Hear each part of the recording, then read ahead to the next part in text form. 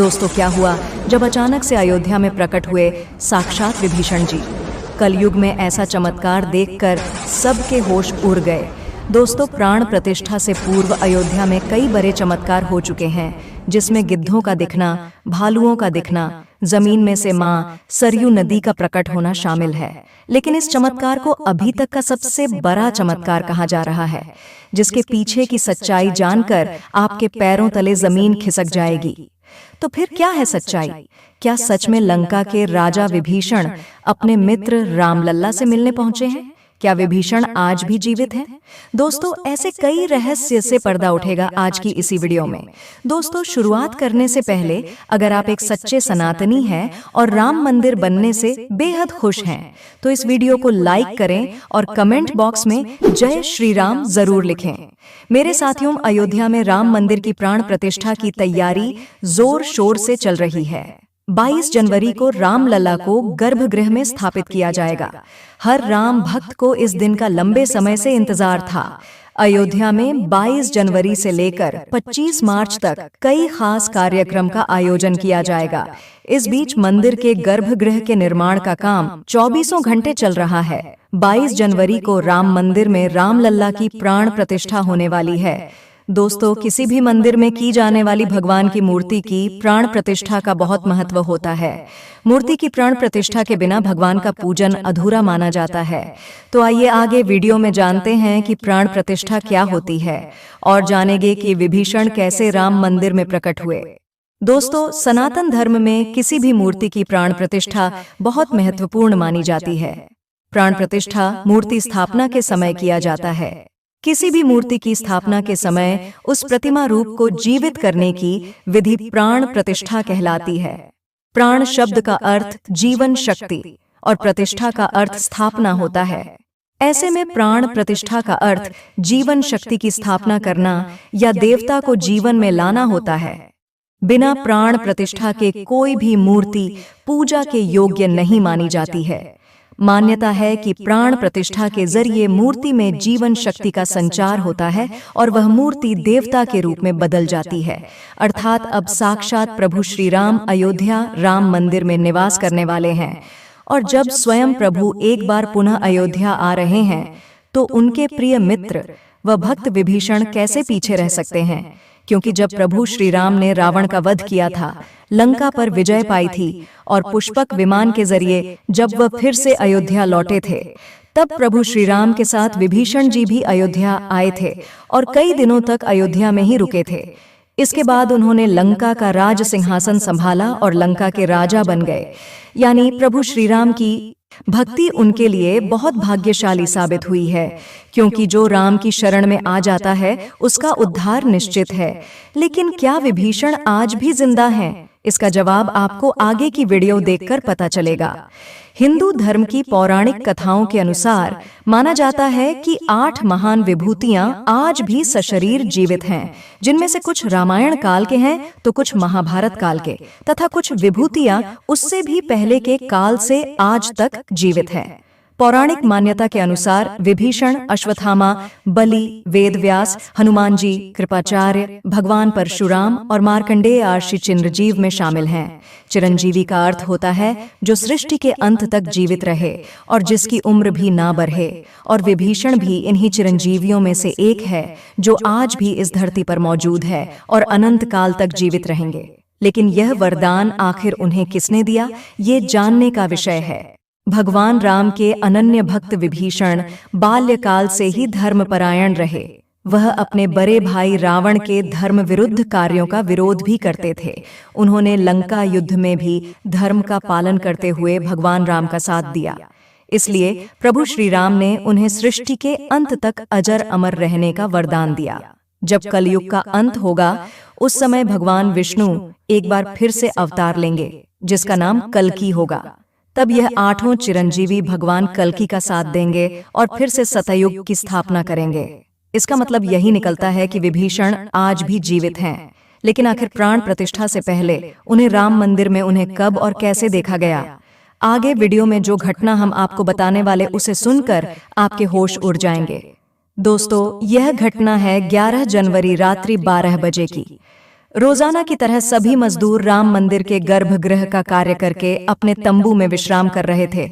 तभी मजदूरों को मंदिर के अंदर से प्रभु श्री राम के नाम जाप की ध्वनि सुनाई दी। अभी किसी भी अन्य व्यक्ति को रात्रि के समय राम मंदिर में घुसने की अभी अनुमति नहीं है।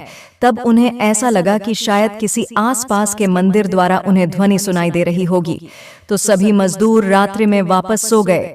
लेकिन सुभाष नाम के एक मजदूर को लगातार यह बात खटक रही थी। उसे वह आवाज राम मंदिर से ही आती प्रतीत हो रही थी। तो उसके मन में जानने की उत्सुकता हुई कि आखिर इतनी रात्रि को राम मंदिर के अंदर राम नाम का जाप कौन कर रहा है।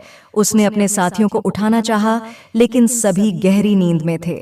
तब सुभाष अकेले ही राम मंदिर परिसर में पहुंचा। सुभाष काफी महीनों से राम मंदिर के निर्माण कार्य का हिस्सा था। उसे राम मंदिर का एक एक दरवाजा, एक एक कोना अच्छी तरह से पता था। जब उसने राम मंदिर के गर्भगृह में झांक कर देखा तो वहां पर एक बहुत ही दिव्य पुरुष दिखे, जिनके अंदर से काफी तेज प्रकट हो रहा था। वे अपने हाथों में माला लिए राम नाम का जाप कर रहे थे।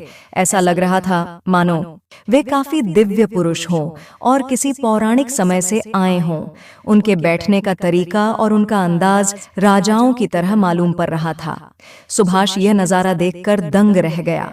इसके बाद सुभाष अपने साथी मजदूरों के पास गया और उन्हें यह सारी सच्चाई बताई।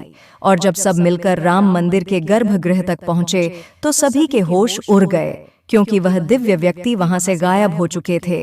क्योंकि रात्रि का समय चल रहा था तो सभी लोग सुभाष की बातों को भ्रम समझ रहे थे और कोई भी उसकी बात को मानने को तैयार नहीं था। लेकिन सुभाष जानता था उसने जो देखा है वह बहुत बड़ा चमत्कार है। लेकिन उसके मन में एक ही सवाल था कि आखिर रात्रि 12 बजे राम मंदिर में राम नाम का जाप करते हुए वह दिव्य पुरुष आखिर थे कौन?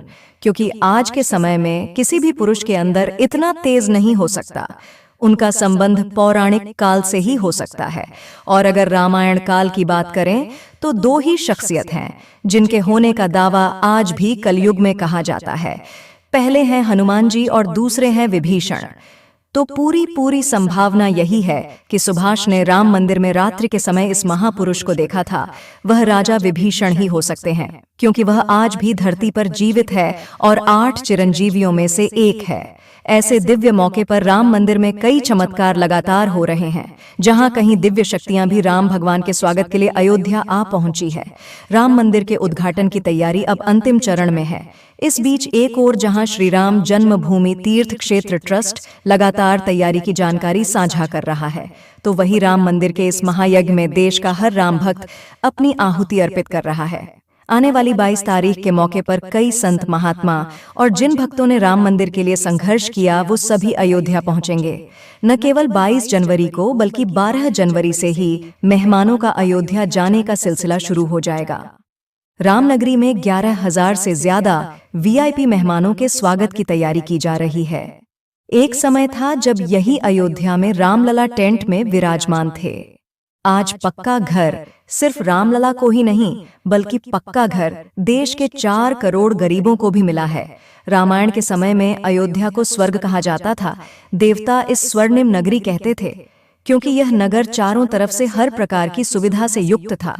लेकिन जब मुगल आक्रांताओं ने भारत पर आक्रमण किया तो पूरे अयोध्या नगर को उजाड़ कर रख दिया। मंदिर के ध्वस्त होने के बाद कई सालों तक यह भूमि वीरान रही और किसी भी हिंदू सनातनी को इस क्षेत्र में आने की अनुमति तक नहीं थी। लेकिन पुनः प्रभु श्री राम जी की कृपा हुई। यहाँ श्री राम का भव्य मंदिर बनने के बाद यहाँ आने वाले लोगों की संख्या में बहुत बड़ी वृद्धि होगी। इसे ध्यान में रखते हुए सरकार ने अयोध्या में हजारों करोड़ रुपए के विकास कार्य किया है।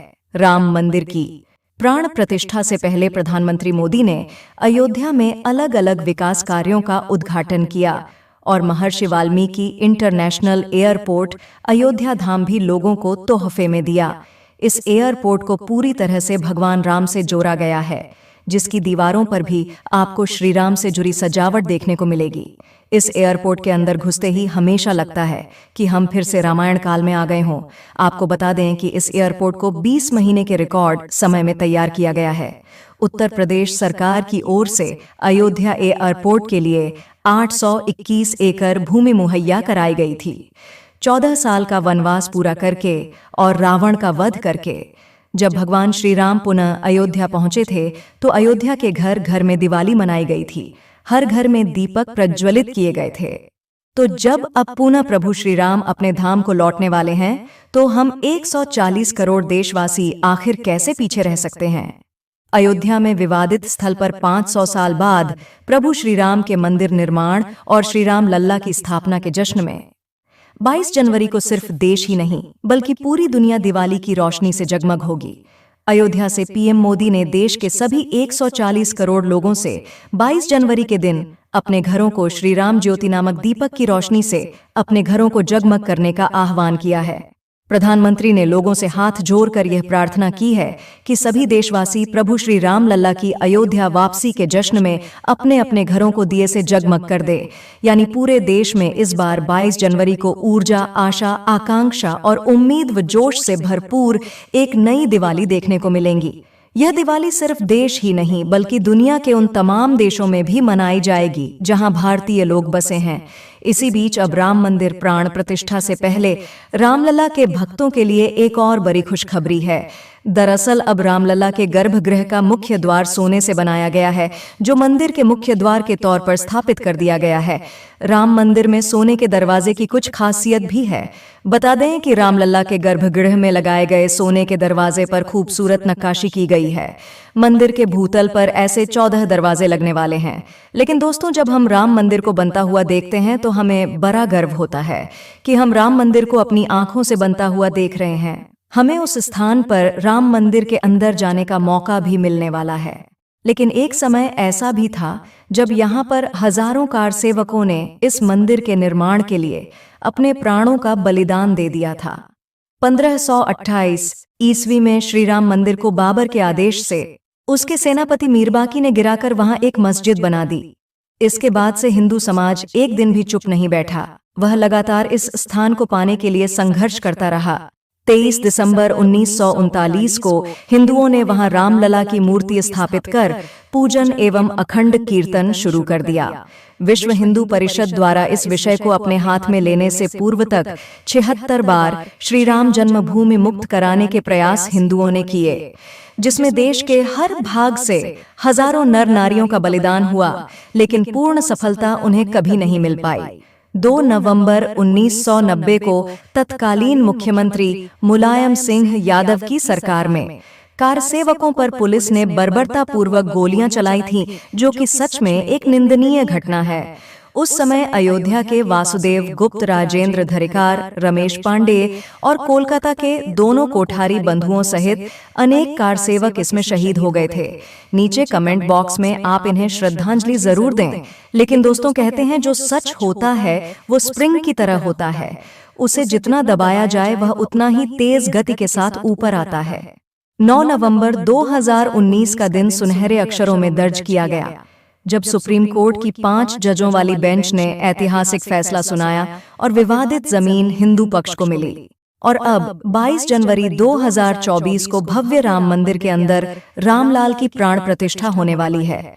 इस प्राण प्रतिष्ठा के भव्य समारोह में देश विदेश की 11,000 हस्तियों का आमंत्रण दिया गया है। लेकिन दोस्तों, कुछ राजनीतिक दलों ने राम मंदिर के इस भव्य समारोह में आने का न्योता ठुकरा दिया है।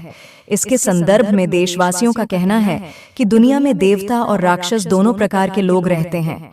देवता मंदिर में प्रवेश कर सकते हैं, लेकिन राक्षस मंदिर के अंदर नहीं जाते।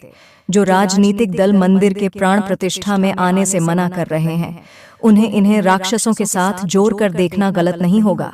जल्द ही राम मंदिर आम जनता के लिए भी खोल दिया जाएगा। राम मंदिर की भव्यता लोगों के मन में राम मंदिर को लेकर के उत्साह और साथ ही साथ अयोध्या शहर का विस्तार उन सभी बलिदानों की आत्मा को शांति प्रदान करेगा और देश की प्रगति में भी जरूर सहयोग करेगा। दोस्तों, हम आशा करते हैं कि आज की वीडियो के माध्यम से आप राम मंदिर को और उसके इतिहास को करीब से जान पाए होंगे। हम आशा करते हैं कि आज की वीडियो आपको पसंद आई होगी, तो वीडियो को लाइक जरूर करें और कमेंट बॉक्स में सभी कारसेवकों के बलिदान के प्रति आप श्रद्धांजलि जरूर दें। साथ ही साथ कमेंट बॉक्स में कुछ हिंदुओं के लिए अपनी राय जरूर रखें, जिन्होंने राम मंदिर प्राण प्रतिष्ठा समारोह में आने का न्योता ठुकरा दिया है। तो दोस्तों, हमारे चैनल को सब्सक्राइब जरूर कर लें ताकि आपको हमेशा ऐसी सत्य चमत्कारी घटनाएं देखने को मिलती रहे। अभी के लिए आप सभी को धन्यवाद।